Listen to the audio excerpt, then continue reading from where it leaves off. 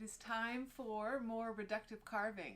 This time I will be doing a representational object and I will be carving it out of plaster. So the representational object that I picked to carve this time is another kind of squeezy tube. I'm just really drawn to that form because it allows me to make something that kind of has a little bit more visual interest. It kind of shifts planes or catches light in different ways, or it can feel a little squishy. So I just like that about tubes of things. This one I kind of realized that based upon the block that I had, that it would be best if I rolled it up like I was trying to squeeze out the last bit of toothpaste in order to get it to fit on the block. And I think in fact I'm going to have to turn it at a diagonal to really fully get it on the form. But when you are carving, you do want to kind of visually map out and make sure that the block that you have can handle the amount of the size of the object that you're working with. If scaling it down, sort of shrinking it fully percentage wise works, that also can be great. Okay, so first thing I'm going to do is, as I said, just kind of map out the form, and I'm going to give myself just some general guidelines to work with. So first I just kind of need about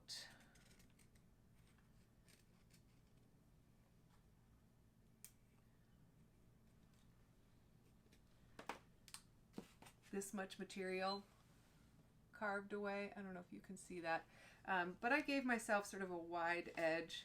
I might even just sort of carve in here that this is the top, so I'm kind of reminding myself that the shape tapers in. The other thing is I want to kind of think about economy of the amount of effort that I need to put in, and also the material. So this is plaster, so it's not super expensive, but this is definitely bigger than I need. And so what I want to do is think about what's going to be the most efficient way to cut into this form in order to get just what I need out of it. So I could cut here and here and here, and then I could slice it this direction. Or I could just slice it this direction here. Then I would have an extra chunk of plaster should I need to work with it. What if something happens and I break this along the way? So I think that that's actually going to be my approach, just so I kind of save on the materials. So the first thing that I'll do is map out how much depth I will need.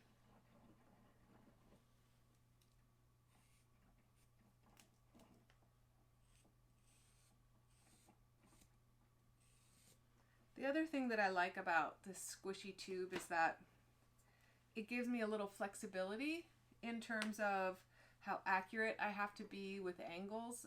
I can always kind of squish it and shape it in a different direction, whereas if I had something that had super rigid flat planes, it would be very obvious if my angles were off or a little wonky.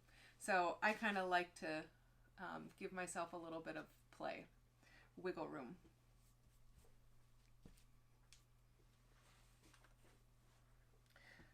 Okay, so I'm going to start out with this knife, which is going to be super useful for cutting through this material.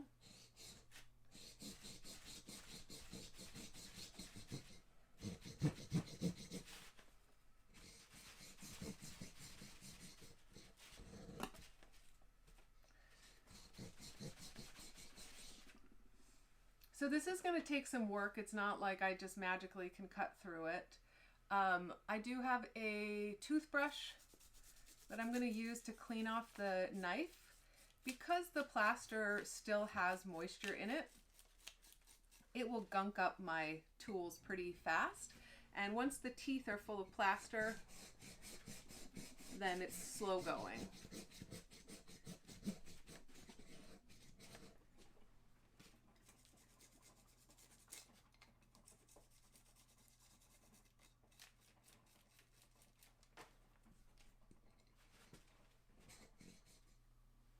So lots of plaster. It's amazing how plaster that's still even just a couple days old can, as you kind of cut into it, actually start to feel malleable and a little bit soft. If you start cutting into it just like the day you cast it or a day later, it actually will get very soft. It's a weird property.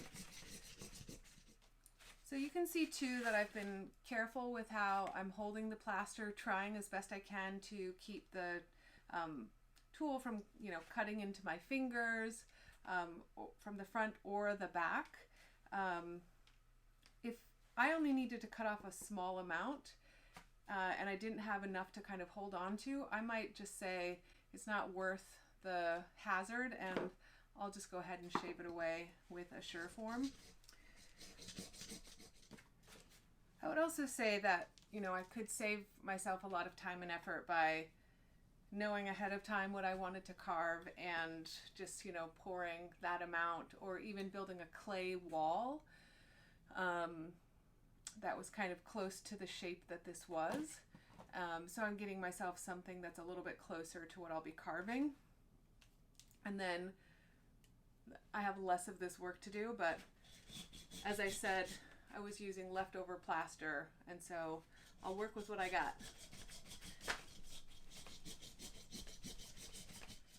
So I think I've been cutting away for about 5 minutes, but it'll be good.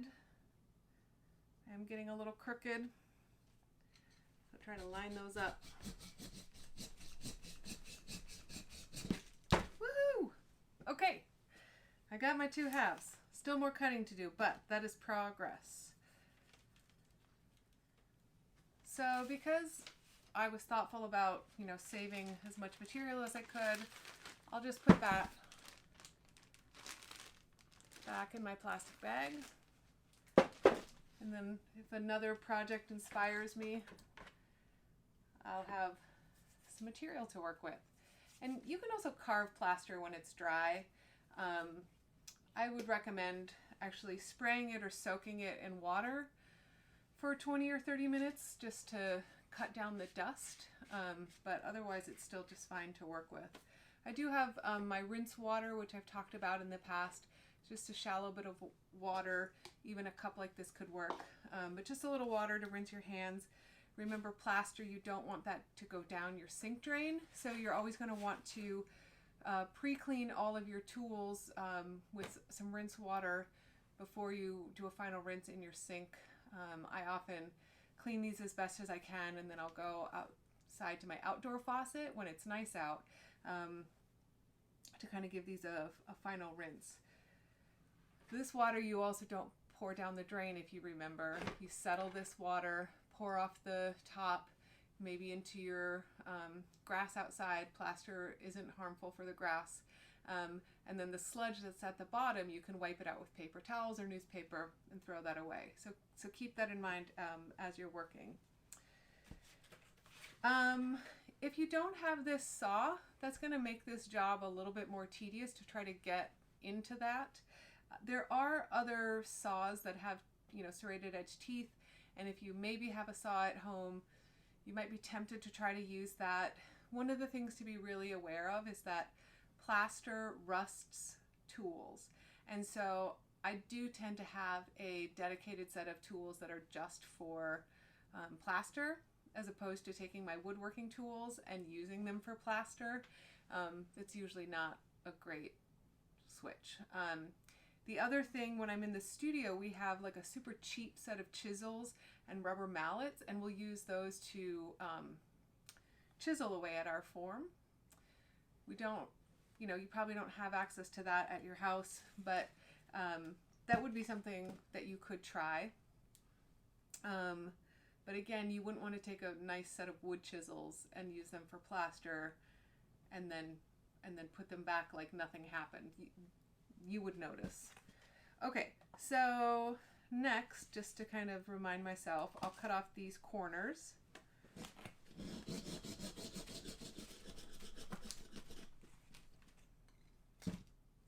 Yay! Okay, one chunk. now it's possible I want to make this into something else. It's also handy if you want to practice using tools, or if you need to work on a particular texture, or something that you're a little like nervous about and you don't want to ruin your piece. Always have some scraps that you can practice with.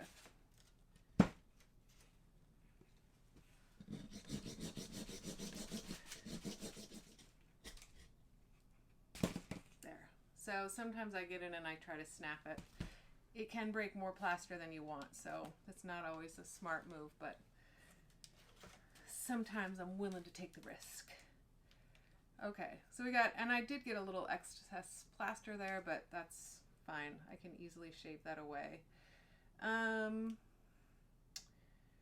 I get to decide, is it easier for me to cut this or to shave it? I think still to cut it would be good.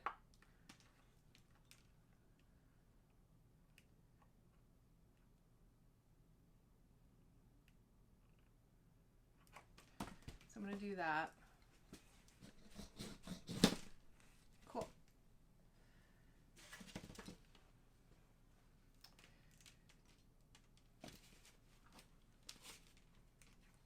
So these are my kind of two forms.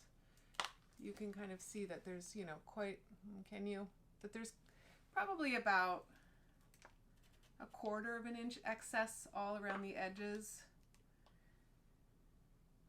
And I am getting closer to the point where I'll need to start thinking a little bit more about shaping.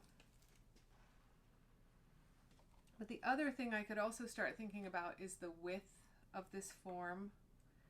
So where can I start tapering it? And is there a way I can make that a little easier on myself?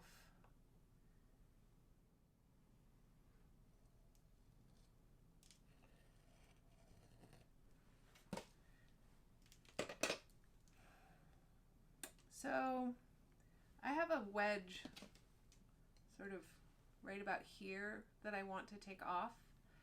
And I did consider when I was cutting the big block of cutting the whole thing at an angle, but I was kind of just afraid I would go a little too far. And then at this point, I again could decide if I wanted to sureform this down, but since I have this tool and I still feel like I have enough material to safely hold on to, I'm going to go ahead and cut.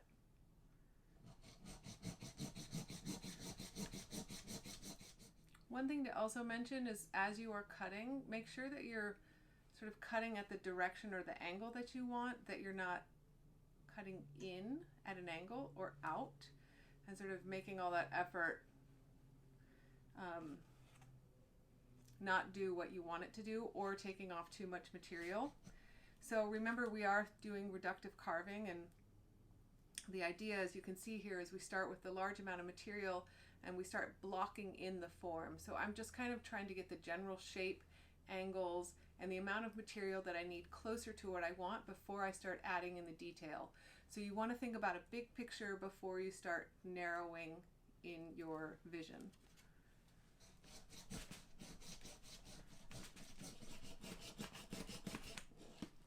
As I get close to the bottom of my cut, I do want to be careful. I did actually go at a bit of an angle here. So I also want to be careful as I'm cutting not to snap off, because this could break as opposed to that half. So I'm going to just be a little slower as I finish my cutting. There we go. Sweet.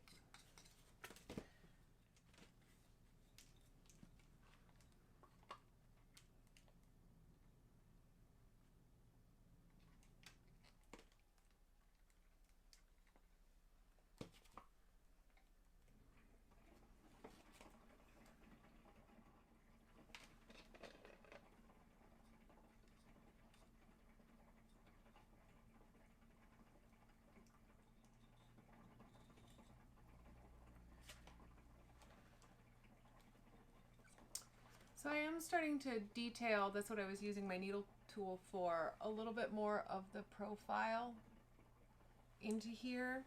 And again, as I said, now I'll start to go a little bit slower as I start carving. And now I also get to use my favorite tool, which is the Sureform. So just a reminder, it is like a cheese grater. And this particular brand here, actually whatever you buy is going to have a blade that you can remove. So in this particular one, there is just a little bit of tension at the tip of the blade. And if you kind of push back on that, can you see that little catch that just flips over the top?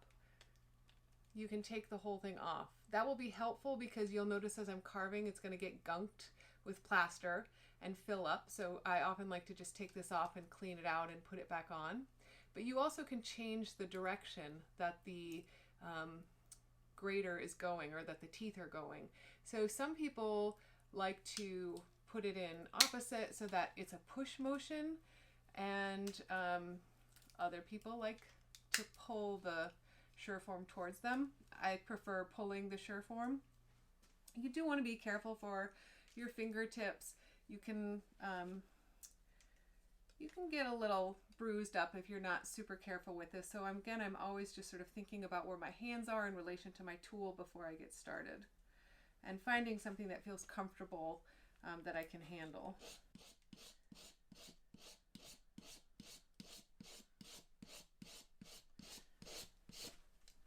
So I have a little more control over what I'm doing with the Sureform.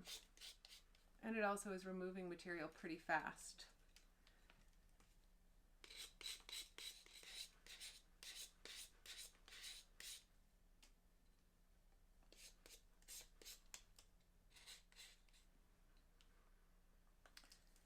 And then again, in the spirit of blocking out the form, as I'm using the Sureform, I'm also trying to be aware of, in my particular shape, making a straight up and down edge to work with, because this will be pretty quick to round it when I need to get there, but I don't want to undercut it in one direction or the other by too much.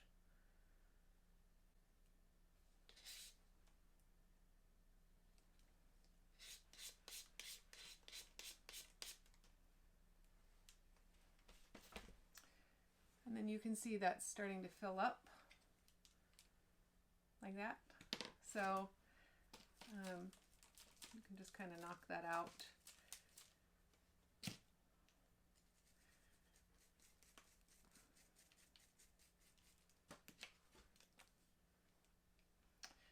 So sometimes the other thing that I like to do for these is have a smaller container of water.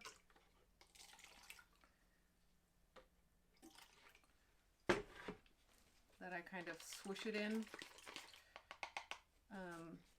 and then use my toothbrush. A metal brush actually works even better. But most of us have a toothbrush we can spare. And this water gets gunky really fast, so I still try to clean this out as much as I can before I rinse it in there, but it's handy.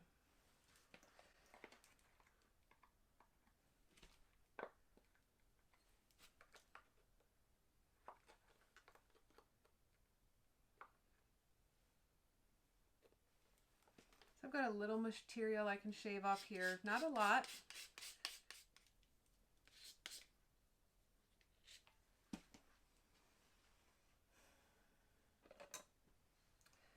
So I've got to start working on notching out this little edge here, and I think it's probably a little too delicate of an area for this knife, and I also don't feel super comfortable holding it or making the right choices, and my Sureform doesn't fit there. So now I'm going to switch to my loop tool.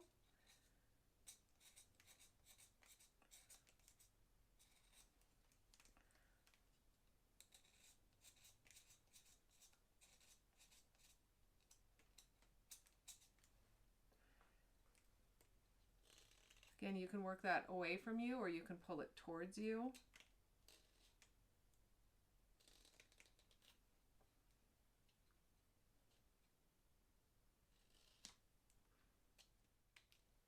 And I'm looking at the time now. It's been, because I'm speeding through some of this, 37 minutes.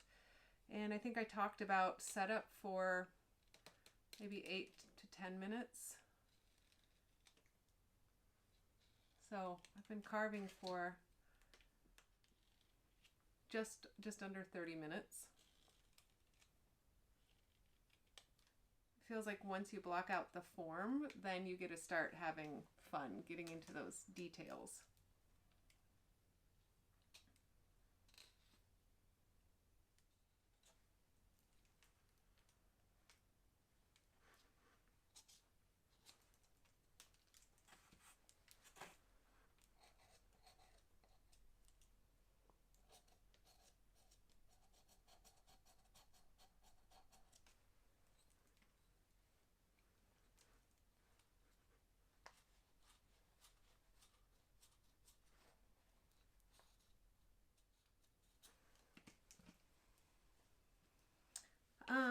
There are also other tools that can be useful for this, and if you think that carving is something you're really interested in, you could look for a small set of rasps.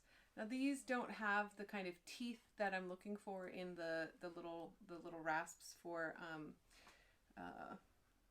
filing sort of away at the plaster, but they have them on these sort of like little metal handles.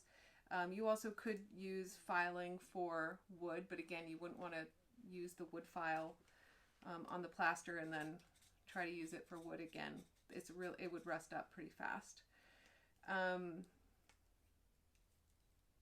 But you can whittle away with other materials, and I'm just sort of looking around and thinking, like, what else could I use? Is there something that would work better?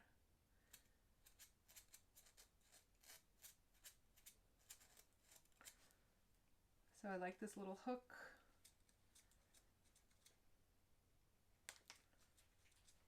Would this get in here? Maybe.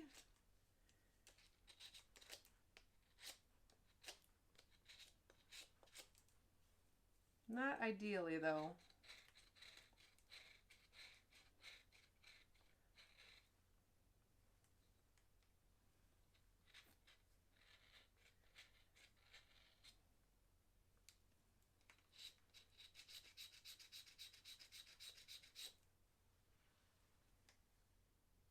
Well, if I'm slow and careful, I can get the cheese grater or the Surform to kind of take out that notch.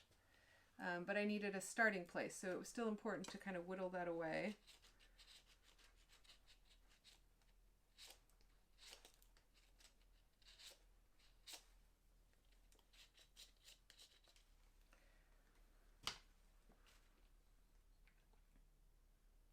So just like other forms of observational work, like drawing or painting, you want to continually look back to your form, go back and forth. Don't just kind of look at this once and think, yeah, I know what it looks like, because there's so many subtleties of the form, and really slowing down and seeing what is in front of you and then matching that up to this form is what makes this come to life and what makes it so exciting, as opposed to it just being a memory of the thing. And you know, a lot of times they still do kind of change and warp. You might be going for something like this and it might look a little wonky, and I really do also appreciate that kind of character that comes out of learning to carve and learning to work with the materials. But it's important that we're constantly checking, especially as we start to get closer to the form being blocked out, so that you don't take too much material away.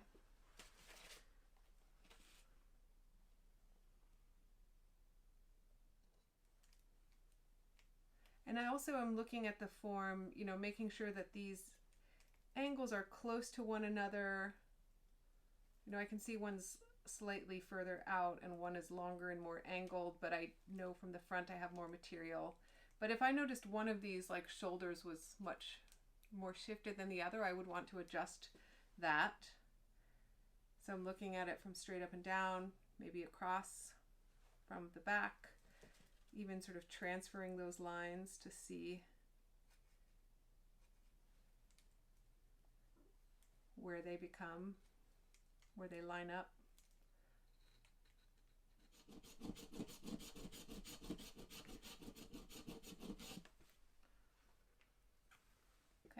So I'm working at squaring up the edges front to back, side to side, getting things a little bit more tapered in. Careful not to go too far. Checking back and forth. So this has been about 40 minutes now that I'm carving. And so one of the cool things about reductive carving is that it is a process that allows you to stop what you're doing and come back to it. And so it might not be a bad idea to set aside an hour of work time or 2 hours, and then give yourself a pause or a break. It's not good to also just stay hunched in one position for too long. So I would not suggest this be something that you try to complete in one day. You're not going to really enjoy the process by the time you're done. You'll probably be stiff and sore. Your eyes are going to hurt. So it is important that you also take care of your body and your posture as you are working. This is from a wax carving set, wax and clay, and I can actually use these tools that are metal and have nice different shapes to them to help when I need to get into fine detail work, even though they don't have teeth on them. If they had teeth, I could do sort of more nuanced shaving with them, but this still works. And how you hold the tool in your hand in relation to the object can also affect the kind of marks that you make. So I encourage you to try the same tool in different hand positions to see if you can get different effects out of it.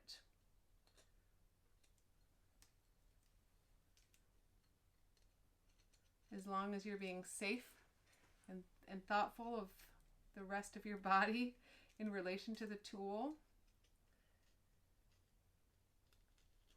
you should be able to find what sort of works best for you and is most comfortable for you.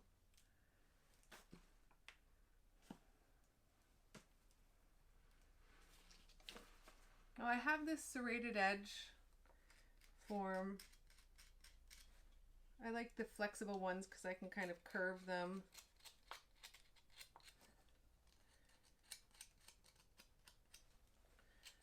It's not as great as a little file would be, but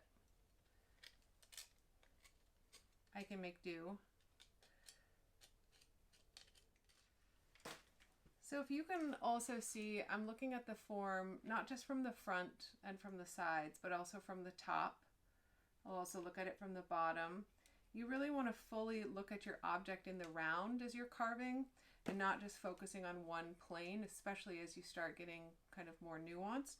Each of these angles is going to tell you something a little bit different and kind of help you track things along the way. So you'll want to keep comparing these differences.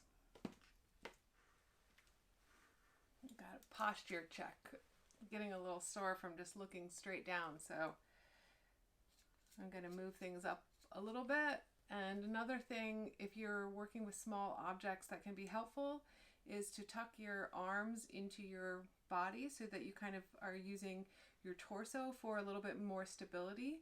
You can put a little less pressure on your shoulders as well, instead of having your hands sort of straight out here.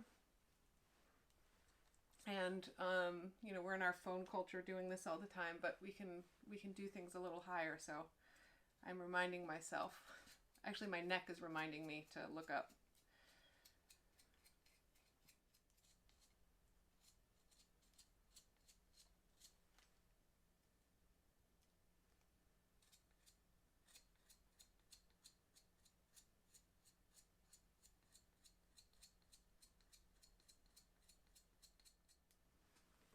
So we're making progress. One side's getting kind of a little square at the top. So I'm going to be careful of that as I continue to work. So for a time check, it's been 50 minutes since I've started carving.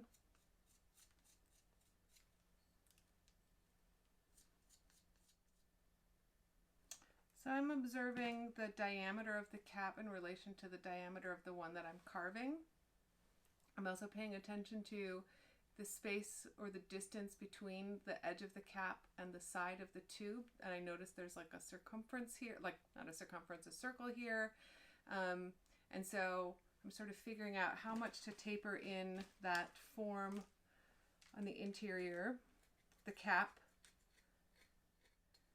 Now I don't want to do like, I don't want this to be super precise, like perfect, because I still have a lot of other carving to do. And so I might wish that I had a little bit more material here to work with as I go to continue on the rest of the form. The next thing I'm going to do is round out this form.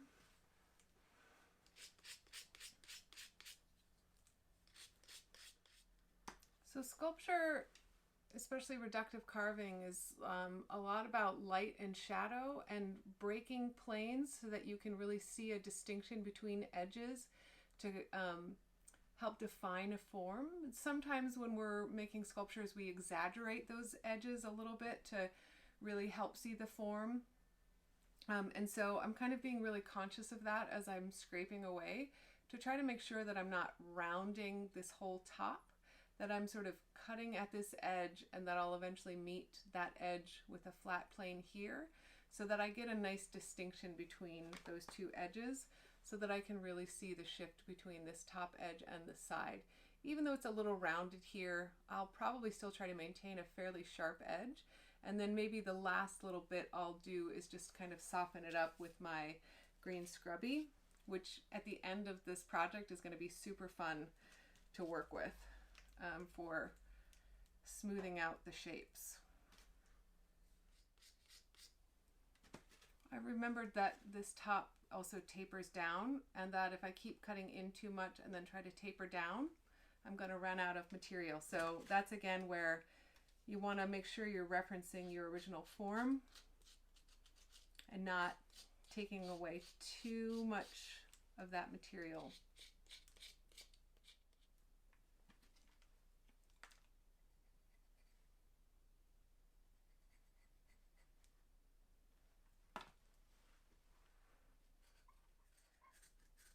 So my loop tool with the squared edge is helping to create a little bit of a ridge here.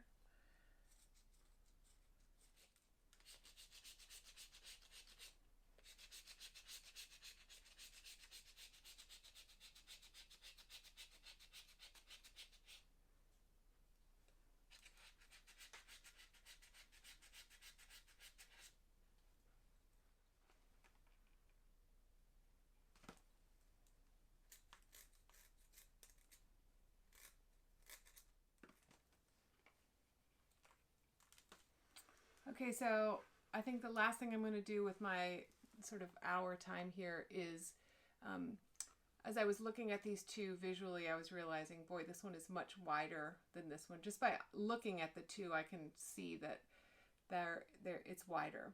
And, you know, laying them on top of one another, I can see that too. So I think that's what I'm going to do, just as my final little hurrah, is shave down these sides a little bit.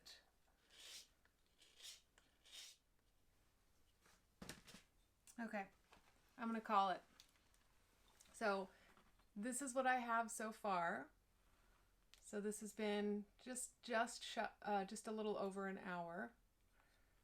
And, you know, we still have some work to do on the profile. And started to just kind of create that notch on the back. We've worked at the top. We still are going to just kind of slowly whittle into the form. So I am going to put this in my plastic bag carefully in relation to the other object. It's getting thinner, but it's not so thin that I'm like really needing to be delicate like it's a baby bird or something, but it will soon enough. And so I will want to start, you know, being careful and also about how I'm holding it as I continue to work.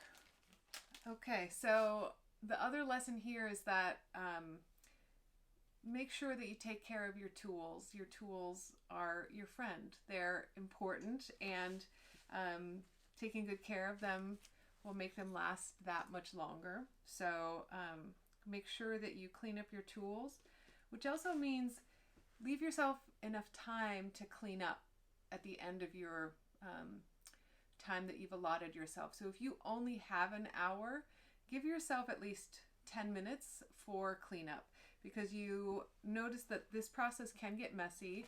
These trays can help, but there's still a lot to like clean up. I got to rinse my hands yet before I go and wash them in my sink, because we don't want plaster down the sink drain. So just leave yourself enough time between your two work sessions, 3 work sessions, 4 work sessions, whatever it is.